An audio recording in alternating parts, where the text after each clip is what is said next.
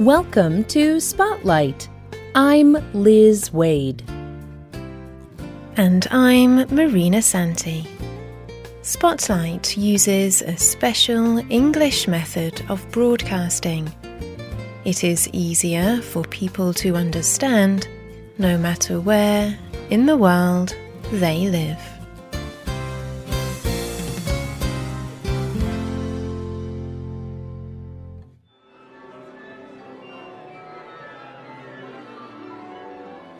It is evening in Kinshasa, in the Democratic Republic of Congo.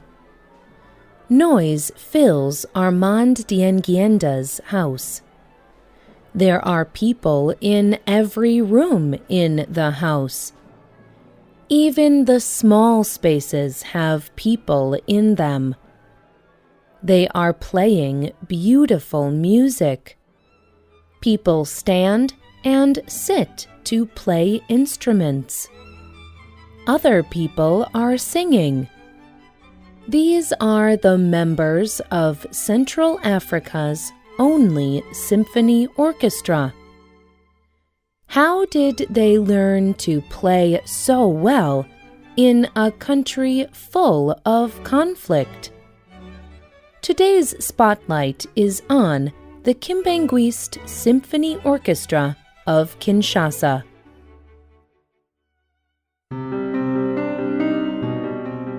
The Democratic Republic of Congo, or DRC, has had a very difficult history.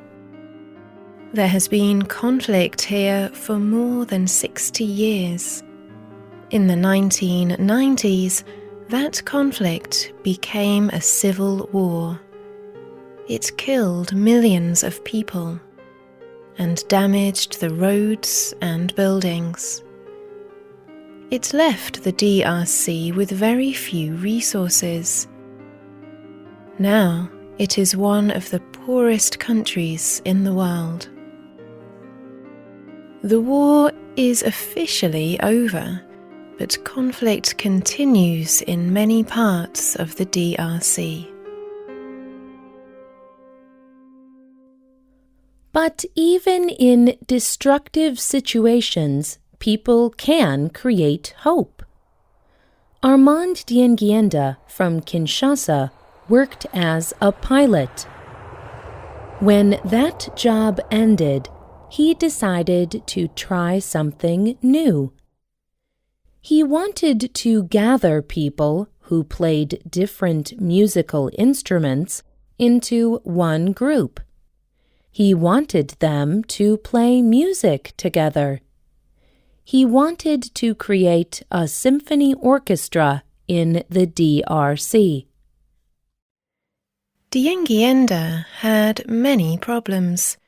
He had no teachers and no instruments. He did not know anyone who knew how to read music. Classical music and the instruments played by an orchestra are not traditional to Central Africa. For example, the violin. The violin looks like a wooden box with a stick on one side. It has 4 strings, very thin ropes of metal. The violinist holds the violin under her chin. She puts one hand on the strings that cover the stick. The other hand holds a long, thin bow that she pulls over the strings. This makes high and beautiful music. Diengienda began by buying some violins and other instruments. Then he taught himself to play many of them. He asked other people to learn too. This was not easy. Diengienda explained to the TV program 60 Minutes. In the beginning, people made fun of us. They said, "Here, in the Congo, classical music puts people to sleep." But soon, other people in Kinshasa became interested in orchestra music. Many people wanted to learn to play the instruments. They did not get paid any money to play in the orchestra, but they loved the music. Then they had another problem. There were not enough instruments for all the musicians. Armand Diengienda told 60 Minutes, "We only had 5 or 6 violins, and there were 12 people who wanted to learn to play the violin. So they took turns. One would play for 15 or 20 minutes at a time. That was very difficult."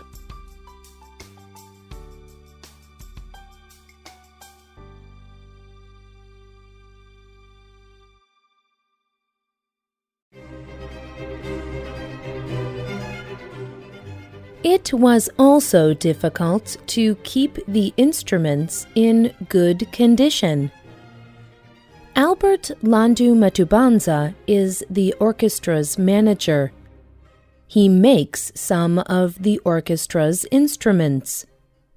He often has to fix broken instruments as well. Many of the parts are difficult to replace, but Matubanza uses the resources he has. For example, one day a violin string broke. Matubanza did not have any strings to replace it. But he did not give up. He saw a bicycle with a long, strong wire that helped the rider to stop. Matubanza took this wire and attached it to the violin, and the violinist continued playing her music. There are many other difficulties for the members of the orchestra. The DRC does not have many developed roads, so it takes a long time and a lot of energy to travel. And yet, people come to Armand Diengienda's house to practice. Karim and Valvi Alolo are brothers. They both sing in the orchestra. They live 16 kilometers from Diengienda's house, but they walk there and back 6 days a week. This takes them 1.5 hours each way. But Alolo says it is worth the trip. He tells 60 Minutes, "We started with the symphony on the 8th of November in 2003. It is like a birth for us in this symphony orchestra, so it is a date we cannot forget."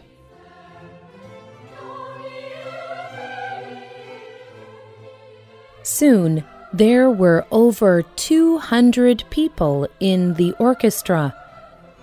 Diengienda named them the Kimbanguist Symphony Orchestra. In 2010, some German filmmakers made a documentary film about them. People from other countries began to help them with new instruments. Musicians also came from Germany to help teach. Some people criticized this European influence. They thought that It was better for African people to play traditional African instruments and music. In the past, Europeans often brought their cultures to Africa. Those Europeans did not value African culture. They tried to replace African culture with European culture. Some people thought of this when they saw the Kinshasa Symphony. To them, playing music that came from Europe did not show pride in being African. But many people said that the music was the most important thing. One person shared a helpful opinion on the 60 Minutes website. I hope that each of these musicians can now use those skills toward finding their own voice. I hope they can use what they have learned to express the amazing and rich and at times tragic history of their country. We can choose to look for beauty instead of looking for all the wrongs and the ugliness. No matter where this happened, the music was amazing and encouraging.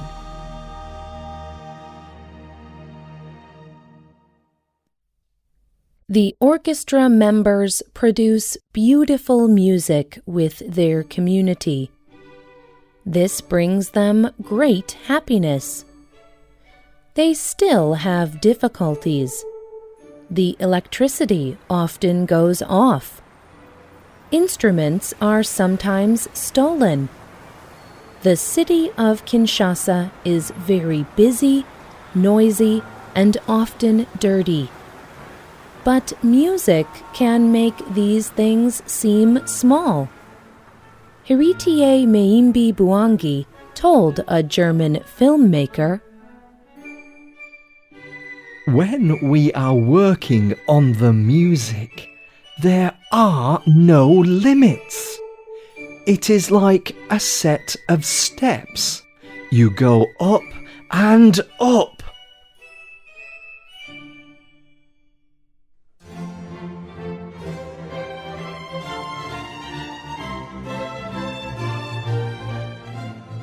The writer and producer of this program was Rena Dam.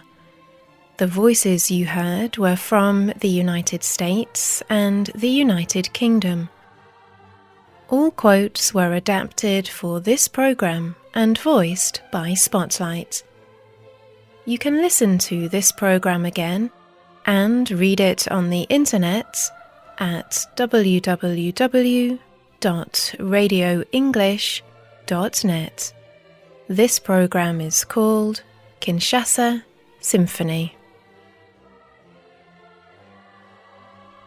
You can also leave your comments on our website, or you can email us at radio@radioenglish.net. You can also find us on Facebook. Just search for Spotlight Radio. We hope you can join us again for the next Spotlight program. Goodbye.